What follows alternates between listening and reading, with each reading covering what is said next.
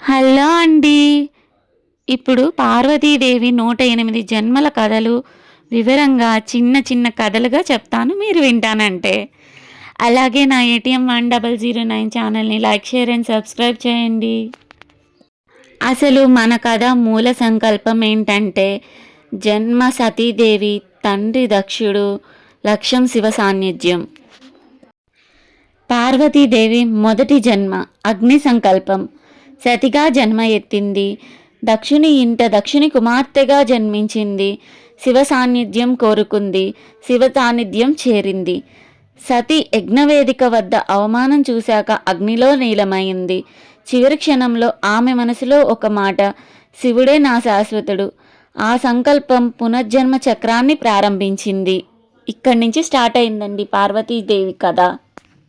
పార్వతీదేవి రెండో జన్మ గుహ యోగిని. ఆమె గిరి గృహలో యోగినిగా పుట్టింది. మాట్లాడలేదు, ఓంకార ధ్యానం మాత్రమే చేసింది. గ్రామస్తులు ఆమెను మౌన తపస్విని అని పిలిచేవారు. పార్వతీదేవి మూడో జన్మ ఋషి ఆశ్రమ బాలిక. ఒక ఋషి ఇంట పుట్టింది. చిన్న వయసులోనే లింగాన్ని మట్టితో తయారు చేసి పూజించింది. ఆమె ఆటే పూజ చేయటం అండి. పార్వతీదేవి నాలుగో జన్మ పంచాగ్ని వ్రతం. ఎండలో 5 అగ్నుల మధ్య కూర్చుంది. వానలోనూ కదల్లేదు. దేహం బలహీనమైంది. సంకల్పం బలపడింది. పార్వతీదేవి ఐదవ జన్మ చంద్రదీక్ష.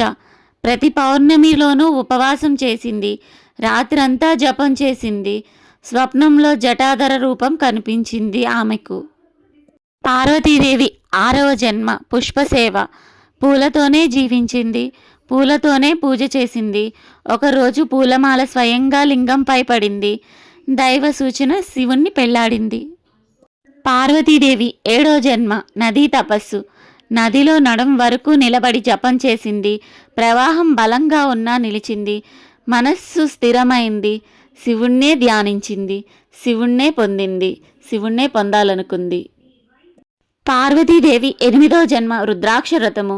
108 రుద్రాక్షల జపమాల చేసింది. ప్రతి గింజ ఒక నామము. ప్రతి నామము ఒక కన్నీటి బిందువు. ప్రతి కన్నీటి బిందువుపై శివుడి పట్ల ప్రేమ. పార్వతీదేవి తొమ్మిదవ జన్మ శిలా ధ్యానము. రాతి మీద కూర్చొని సంవత్సరాలు కదల్లేదు.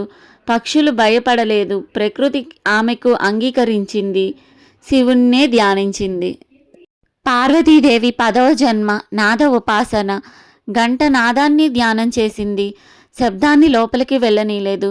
లోపల శూన్యమే వినిపిస్తుంది. కానీ ఆమె ప్రేమ తగ్గలేదు శివునిపై. శివుణ్ణే ధ్యానించింది. శివుణ్ణే స్మరించింది. శివుని సాన్నిధ్యాన్ని చేరుకుంది. పార్వతీదేవి 11వ జన్మ వాయుభక్షణ. ఆహారం మానేసింది. శ్వాసనే ఆహారంగా తీసుకుంది. ప్రాణాయామంలో లీనమైంది. శివునిపై ప్రేమతో ఆమె శివునిలోనే ఐక్యమైంది. పార్వతీదేవి 12వ జన్మ అంతరహోమం.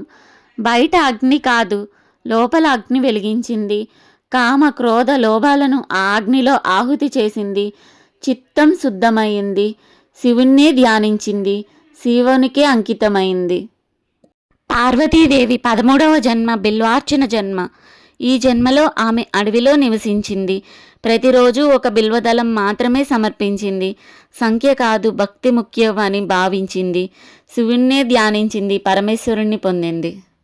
పార్వతీదేవి 14వ జన్మ అఖండ దీపం.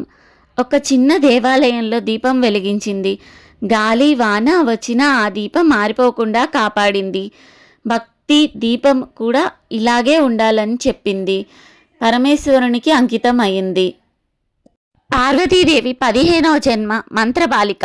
బాల్యంలోనే మంత్రాలు నేర్చుకుంది. ఆటల కంటే జపం అంటేనే ఆమెకి ఎంతో ఇష్టం. ఆమె స్వరం విన్నవారికి శాంతం కలుగుతుంది. పార్వతీదేవి 16వ జన్మ అరణ్య సేవ.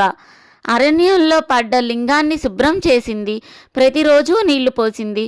ఎవరూ చూడకపోయినా సేవ ఆపలేదు. ఆమె ప్రేమను నిరూపించుకుంది. ప్రేమతోనే పరమేశ్వరుణ్ణి పొందింది.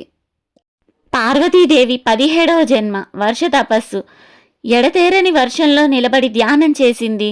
చలి కంపించినా కదల్లేదు. ధ్యానం ఆపలేదు. ఆమె నిస్వార్థమైన ప్రేమను చూపించింది పరమేశ్వరుని పట్ల.